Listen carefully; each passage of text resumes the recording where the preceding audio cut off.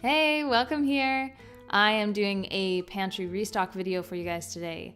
I really enjoy restocking certain items in my pantry and in my fridge and just kitchen area that are either widely used or I want to use more of or experiment with. So that's today's video. I think I've done maybe one or two of these before, and here's another one for the books. I'm gonna do things like puree pumpkin for some future recipes. I need to do some pickled ginger for sushi and like poke bowls. I want to do some crackers. I have a loaf I need to do, pumpkin muffins. I just have some things that I want to tackle, and I thought I would take you guys along with me over today and actually the next day, because I realized that all of a sudden my day was over and I felt like I had hardly begun. So this is stretched over 2 days. Something I really want to have on hand more often is sourdough bagels. I boil them in a brown sugar water because I find that gives them a nice flavor and color. Sometimes I will add baking soda to this mix, but for now, I'm just doing a brown sugar. If you're curious about my bagel recipe, I can link that video down below.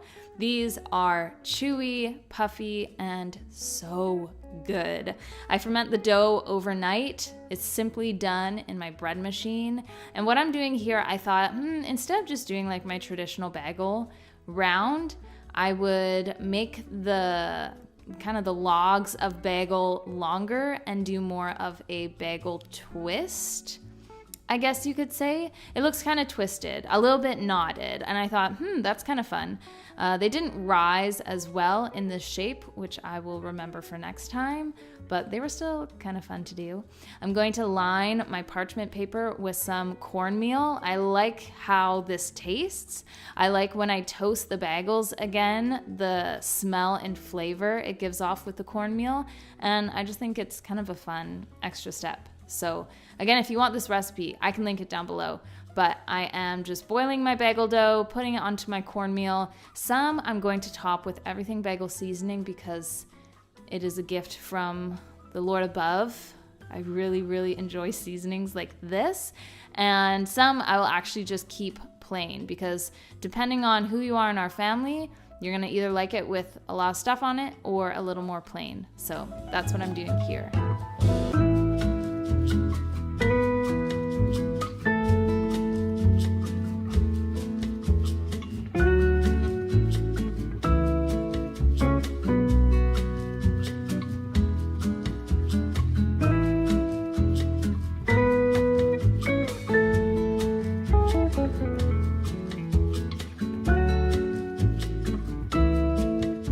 Did you know that the typical children's vitamin is loaded with unnecessary chemicals, junk, and added sugars? That's why Hiya was created. A yummy, tasty children's daily vitamin with no added sugars and unnecessary gummy gunk. P.S. It's also picky eater proof. My kids ask for these on the daily because they just taste that good. And with my kids being picky eaters, I can trust Hiya to fill the gaps in my children's diets in order to give them a full body nourishment while still being non-GMO, vegan, dairy-free, allergy-free, gelatin-free, nut-free, and yeah, you basically get the idea. Hiya is delivered directly to your door, and for the first month, you are going to get your glass bottle with stickers in order to personalize said bottle. I have 4 kids that have Hiya vitamins every single day, so it's nice being able to differentiate whose bottle is whose. And then in the months following, Hiya will top up your kids' vitamins in a zero plastic refill pouch. This is good not only for your kids, but the environment as well. 93% of kids do not have enough fruits and vegetables, so choose Hiya to easily supercharge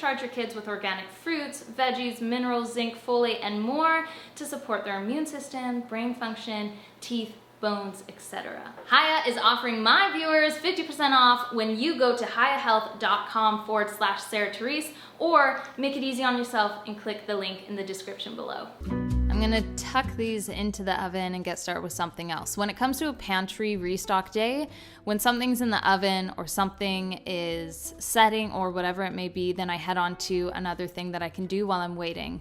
I have some ginger. I decided to not use organic ginger this time and just regular for the sake of peeling. More organic ginger I find to be very small, and I couldn't find any young ginger this time around, which is actually easier to peel than even this kind. But I just went for the good old regular ginger to make some pickled ginger. I enjoy this on our homemade sushi. I enjoy this with poke bowls. I enjoy this with pretty much any sort of Chinese dish. So I'm peeling the skin of my ginger using a spoon. By the time I was done, about 20 minutes past, my bagels are done. I'm going to shake off any excess seasoning and put them onto a wire rack to fully cool before I put them into a bread bag, store them in the fridge, and when I want to eat them again, I'll just toast them up. I also have some coffee going. Oh, it's so good. And then I'm gonna get going with my ginger. Of course, I'm using my mandolin. It is the best way to slice things very thin, and it's the easiest way to put your fingers at a great risk over and over and over again. I'm gonna be using about 13 ounces of ginger here. I always change up my pickled ginger recipe because I'm never fully happy with how it turns out, except this time around.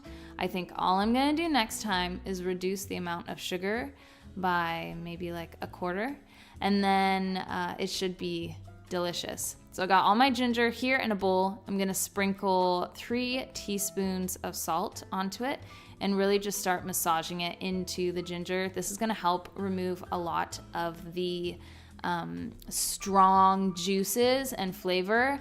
I'm gonna boil it as well. If you're using young ginger, you're gonna boil it for like a minute. If you're using this ginger, you're gonna boil it for more like 2 or 3 minutes, sometimes even more. This is just gonna help remove a lot of that very excessive flavor that can be a little bit too strong in this pickling process.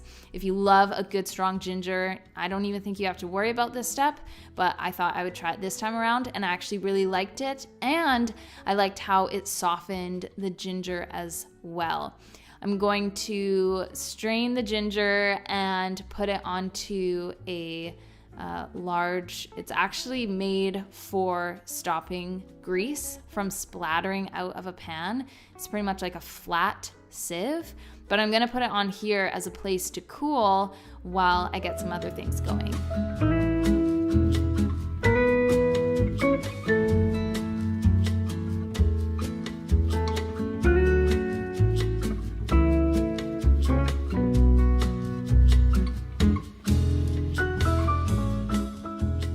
I took 1 1/3 cup of rice vinegar, totally unseasoned, put it into a pot, and also added 1.5 teaspoons of salt. This time around, I added almost a cup of sugar. I would next time reduce it to more of 3/4 cup of sugar, maybe even less, but I stirred that all around. I want the salt and the sugar to completely dissolve. While that's happening and my ginger is quite cool, I'm gonna put it into a towel and then squeeze out all the excess juice and water so it can properly soak up my rice vinegar solution that's on the stove right now. The salt and the boiled water just really helps to pull a ton of that strong ginger flavor from the ginger itself, and I find it's perfect and a great base to get going on pickled ginger. So I'm gonna put it all into a jar here, and then it's as simple as pouring the brine on top. Pickling is such an easy thing to do. I used to always buy pickled ginger from the store, and then I looked at the ingredients and it is loaded with aspartame. It was actually the 2nd or 3rd ingredient I saw on most pickled ginger that you can get at the store. So I decided to make my own probably around the beginning of the year, and I'm glad I did. I'm putting that in with the brine, let it sit, and then once it hits room temperature, I'm gonna put a lid on it, stick it in the fridge, and it'll be ready to have the next day. I also have a pumpkin that I've been wanting to cut into. It is so easy to do your own pumpkin puree. This is not an ideal pumpkin for pumpkin puree. This is kind of your classic carving pumpkin, but I had it. It was very affordable. I also always make sure that each pumpkin that I get has some sort of a sugar wart on it. If you don't know what sugar warts are, you can go ahead and Google it, but it pretty much just means that you're gonna get a sweeter pumpkin. So this one had a few sugar warts on it, which I thought, you know what, this is pretty trusty, not bad for $3.47. So I'm gonna slice into it, pull out all the guts. Sometimes I keep the pumpkin seeds and then I will roast them, but this time around I thought, you know, I'm going to be doing so much of this, I will do it another day when I have a bit more time. I'm going to quarter my pumpkin, lay it onto a buttered sheet and bake it at 400 for about an hour, or until I can see the skin is kind of bubbly and is removing itself from the flesh.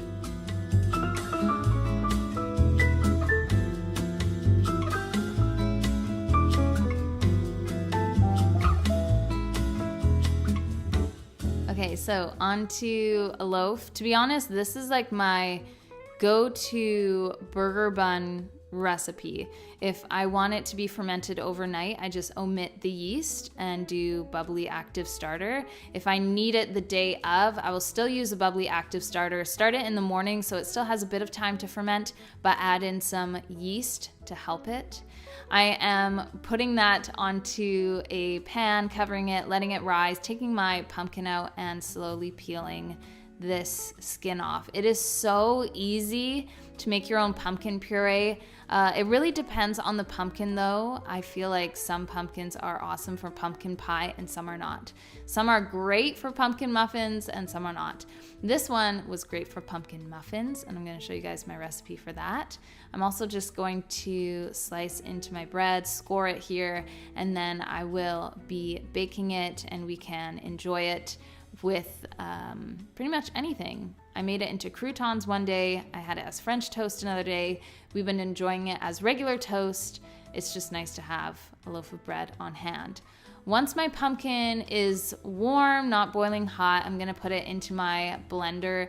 Usually I would wait for it to fully cool, but I just couldn't wait. I had so much stuff to do. So I was like, okay, you're going into the blender and I'm just going to puree this until it's completely smooth. Now, depending again on the pumpkin and the recipe you're using, pumpkin puree will and will not work.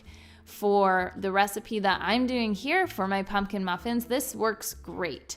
But if I were to do a pumpkin pie, I would probably maybe try to remove a little bit of this extra moisture. So instead of it being quite a saucy consistency, it would be more of a firm consistency to work with. Otherwise, it could be too wet for the recipe you're using. But for me, I was like, this is gonna be great.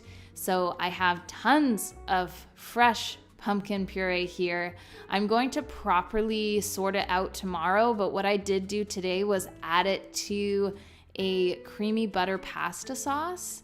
So we had a creamy butter pumpkin pasta sauce with green beans, and I decided to cut up a little bit of our loaf for it as well, and it was divine. It was so good. It was absolutely delicious. So if you have a carving pumpkin, don't just carve it.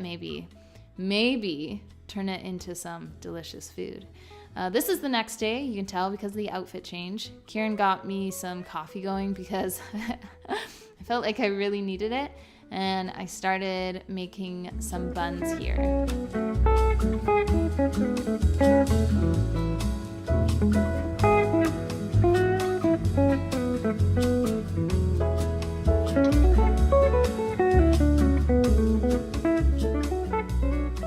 In our kitchen, there's always buns and there's always butter.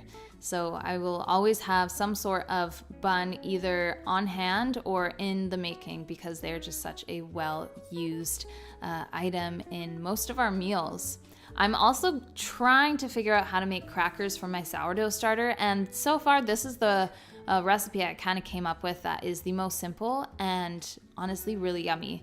It's a half a cup of discard, 2 tablespoons of salted butter, and a half a cup of any flour. I've been using whole wheat because I have so much whole wheat flour and I actually really like that kind of whole wheat cracker flavor. I think it's so good. I'm going to mix that all together, mold it into a bit of kind of a log, I guess you could say, and wrap it in parchment paper and stick it in the fridge. I just need it to be more firm of a consistency so I can roll it out easy and have it bake really nice. So this is so simple and quick to do, and I've been enjoying doing it with my sourdough discard recently. Now I have my pumpkin puree from the day before, and I want to make muffins and also freeze it. I realized that it is hard to can pumpkin, and a lot of people actually said, you know what, you can just freeze it and it works just as well. So moving on to these muffins, you're gonna do 3/4 cup of sourdough starter. I'm using discard here. 2 eggs, 2 teaspoons of vanilla, 1/2 cup of olive oil, 1 cup of pumpkin puree, 1/3 cup of brown sugar, 1/2 cup of cane sugar. You're gonna give this a really good stir, and then you can, if you want, you can do this in a separate bowl, but I decided, you know what, I'm just gonna do it in one bowl because I don't have the energy to do more dishes today. So on top of that wet mixture, I'm gonna add in 1 1/4 cup of flour, 3/4 teaspoons of sea salt, 1/4 teaspoon of ground cloves, 1 teaspoon of nutmeg, 1 teaspoon of cinnamon, 1/2 teaspoon of baking soda, and 2 teaspoons of baking powder. I'm gonna mix that all up. I'm going to grease my muffins or my muffin pans. These ones are silicone. They're on my Amazon storefront. I really like this because it's silicone but structured on the outside, so they're not wobbly. It's really great. These ones are wobbly, which is okay, and I can work with them, but it's nice having something that's not wobbly. I am going to bake these at 350 for about 20 minutes or so, 25 minutes until they're brown, kind of fluffy. These aren't the fluffiest muffins you'll get, but they're really tasty. If you are using more of a store-bought, maybe proper pumpkin puree, you'll notice that they'll be a little bit puffier, maybe a little more of a deeper orange color, but this works well for me. I'm going to divide my pumpkin puree into 2 different containers. Each one has 3 cups. So I can look at it and go, okay, I can make how many batches of muffins if I take this out? Or maybe I can make a pumpkin cake. You know what I mean? So I'm doing that, as well as putting about 1 cup and a bit into that container there, which will go into the fridge because our muffins are already gone and I'm due to make another batch, and I knew that would happen. So that's gonna go into my fridge, and then I'm gonna carry on with the rest that I have to do. Checking on my muffins. They're looking so good. These also can really pass for a cupcake if you wanna put some maybe like a spiced buttercream icing on top, but I enjoy them warm with butter. Now that my cracker dough is hardened, I'm going to start rolling it out with my marble rolling pin. The thinner, the better, because they're gonna be crispier, they're gonna be really, really yummy. I like standing up on a stool because I feel like I need a little bit of my body weight to help press this down really well because it is such a hard dough.